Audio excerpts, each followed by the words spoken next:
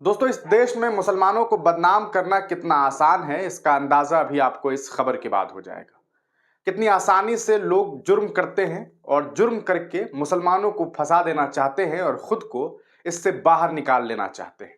पिछले दिनों हल्द्वानी में, उत्तराखंड के हल्द्वानी में जो कुछ हुआ, वो आपने देखा था कि किस तरह से वहां पर मदरसे को और मस्जिद को डिमोलिश करने के लिए वहां टीम पहुंची और उन लोगों ने वहां पर जो मदरसा था और खास करके जो मस्जिद थी, उन दोनों को ही डिमोलिश कर दिया, तोड़ दिया, ये कहते हुए कि वो इलीगल जमीन पर बनी थी। जिसको लेकर के अभी ये खबर भी सामने आई बाद में कि वो मामला कोर्ट में था, न्यायालय में उसको लेकर के फैसला होना था, लेकिन न जाने किस बात का उतावलापन था, किस बात की जल्दबाजी थी कि उसे जल्द से जल्द तोड़ दिया गया। और जैसे ही ये मामला सामने आया, थोड़ा विरोध प्रदर्शन हुआ और उसके बाद उसमें कुछ गुंडे मिले और उन लोगों ने जो है गुंडई मचाई और आपने देखा कि किस तरह से वहां पर मशीन गन तक का इस्तेमाल किया गया। लगभग 5-6 मुस्लिम नौजवानों की मौत हो गई और उसमें एक नाम जो है, उस लिस्ट में जब ये नाम सामने आने लगा तो अचानक से एक नाम प्रकाश का आया। लोगों ने कहा कि सिर्फ मुसलमान नहीं मरे हैं, बल्कि इसमें एक नॉन मुस्लिम लड़के की भी मौत हुई है। यानी कि इस दंगे में सिर्फ और सिर्फ एक तरफा कार्रवाई नहीं हुई। मतलब ये था कि अगर शूट एट साइट हुआ है तो उसमें एक नॉन मुस्लिम नौजवान की भी मौत हुई है। कुछ लोगों ने ये दलील दी तो कुछ ने ये कहा कि मुसलमानों ने पत्थरबाजी करके, गोलीबारी करके प्रकाश को मार दिया। ये खबर पूरी मेन स्ट्रीम मीडिया ने चलाई और उसके बाद आपने देखा कि एक नफरत किस तरह से लोगों के मन में और बढ़ाने का काम किया गया। नफरतें तो वैसे ही बढ़ती जा रही है, जैसे जैसे सरकार की उम्र बढ़ती जा रही है, वैसे वैसे इस देश में लोगों के अंदर नफरतें बढ़ती जा रही है। अल्पसंख्यकों को लेकर के लोगों के अंदर ऐसी नफरतें हैं, इसका अंदाजा लगा पाना अब मुश्किल हो गया है। आप देखते हैं कि हर जगह धार्मिक कह सकता है कि फेस्टिवल्स हो रहा है, उसमें ये तस्वीरें सामने आ रही है कि किस तरह से लोग उन्माद मचा रहे हैं। खैर, इस पूरे मामले के बाद अब एक नया खुलासा सामने आया है। खुलासा ये हुआ है कि जिस प्रकाश नाम के व्यक्ति की मौत वहां हुई थी हल्द्वानी में, वो असल में उस जो मामला हुआ था, जो दो समुदायों के बीच में, कह सकता है पहले तो दो समुदाय वाली बात नहीं थी, पुलिस प्रशासन के बीच और इन लोगों के बीच हुई, लेकिन देखा गया कि वीडियो जब सामने आए उसमें कई लोग जो है वो नारेबाजी कर रहे थे और मुसलमानों को कटवा सहित तरह तरह की गालियां दे रहे थे और काफी सारी वीडियो सामने आई जो कि आप तमाम लोगों ने देखी है। लेकिन अब इस पूरे मामले में नया खुलासा हुआ और इस खुलासे के बाद ये बात सामने आई कि जिस प्रकाश को उस मामले से, हल्द्वानी में हुए मामले से जोड़ा जा रहा था, असल में उससे उसका कोई देना नहीं था। प्रकाश वैसे तो बिहार से ताल्लुक रखता है, बिहार का रहने वाला ये लड़का जो है वो हल्द्वानी उत्तराखंड में रहता है और वहां दिहाड़ी पे काम करता है, ऐसी खबरें आई। और वहां इसका एक रिलेशनशिप बनता है किससे? वहां के एक पुलिस जवान की पत्नी से। जी हाँ,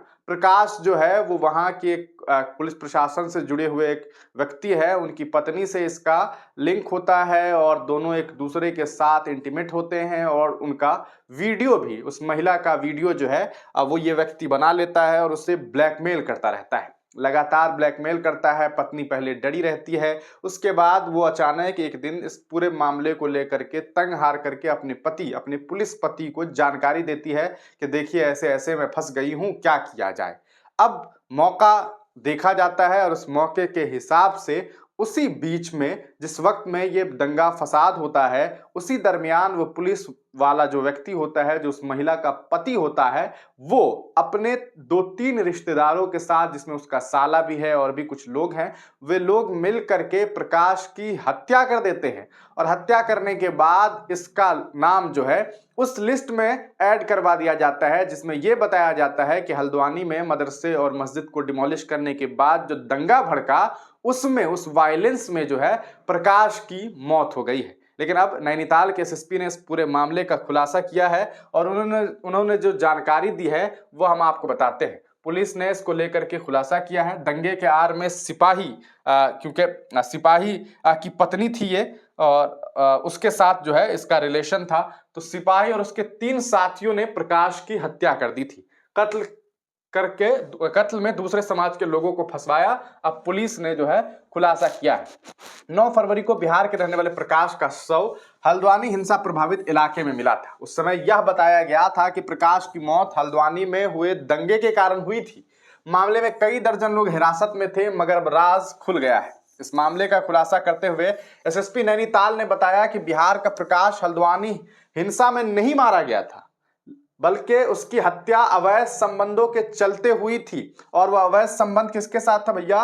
और हत्या जो है वो चोरगलिया थाने में तैनात पुलिस के एक जवान और उसके अन्य 3 साथियों ने की थी। बताया जा रहा है कि प्रकाश का पुलिस के जवान की पत्नी के साथ अवैध संबंध था और हत्या में उत्तराखंड पुलिस के जवान समेत अन्य 3 लोग शामिल थे। तो ये हकीकत है और ये सच्चाई है, और इस सच्चाई को छिपा करके ये दिखाने की कोशिश की गई थी कि मुसलमानों ने जो है उसकी हत्या कर दी। अब आप खुद अंदाजा लगा लीजिए कि किस तरह के मामलात हैं। नैनीताल में सिपाही की पत्नी से फिजिकल रिलेशन, मिली मौत। भोजपुर का युवक था, अश्लील हरकतें की उसने, वीडियोस बनाए और रिलेशनशिप में रहा होगा तो ऑब्वियस सी बात है, अफेयर में था तो पहले अफेयर किस तरह से शुरू हुआ होगा आप समझते हैं, और उसके बाद फिर ब्लैकमेल का सिलसिला शुरू हो गया था। भोजपुर के युवक का हल्द्वानी में दंगे में हत्या नहीं हुई थी, उसकी हत्या नैनीताल के कांस्टेबल की पत्नी से अफेयर फिर ब्लैकमेलिंग करने पर की गई थी। हल्द्वानी के बनभुलपुरा में हत्या ऐसे समय में की गई थी कि लगे कि दंगे में उसे मारा गया था।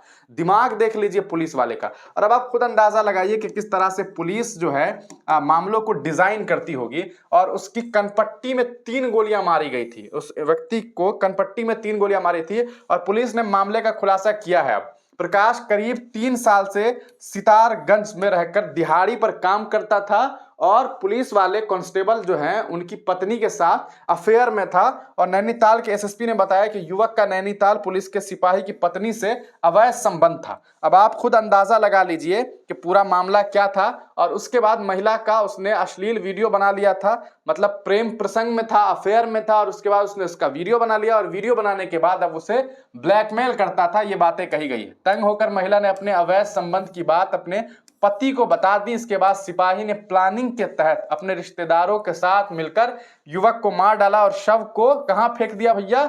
ऐसे जगह फेंक दिया जिससे ये साफ हो जाए कि मुसलमानों ने उसकी हत्या की है। इस मामले में चोरगलिया थाना तैनात सिपाही, उसके दोस्त, साला और साले के दोस्त को हत्या में इस्तेमाल असलाहे के साथ गिरफ्तार किया गया है। सिपाही की जो है अभी सिपाही की पत्नी जो है वो अभी फरार चल रही है, वही पत्नी जिसके साथ इनका जो है वो अफेयर चल रहा था। तो अब आप खुद अंदाजा लगा लीजिए कि किस तरह से जो है एक प्लानिंग के तहत फंसाया जाता है। और इस तरह के कई सारे मामलात हिंदुस्तान में पहले भी हुए होंगे, क्योंकि अगर इस तरह के मामलात का खुलासा हो जाता है तब तो पता चल जाता है, नहीं होता तो सोच लीजिए उन जो दर्जनों लोगों को इस प्रकाश के मारने के इल्जाम में उठाया गया, सोच लीजिए उन्हें कितना प्रताड़ित किया गया होगा, क्या कुछ उनके साथ सुलूक हुआ होगा, और क्या कुछ मीडिया ट्रायल हुआ है वो आप तमाम लोग जानते हैं और आपने देखा ही है। इस पूरे प्रकरण पर आपका क्या कुछ सोचना है, अपनी राय कमेंट सेक्शन में जरूर दीजिएगा। तब तक के लिए दीजिए इजाजत, फिर मिलेंगे किसी नई वीडियो के साथ, किसी नई पेशकश के साथ।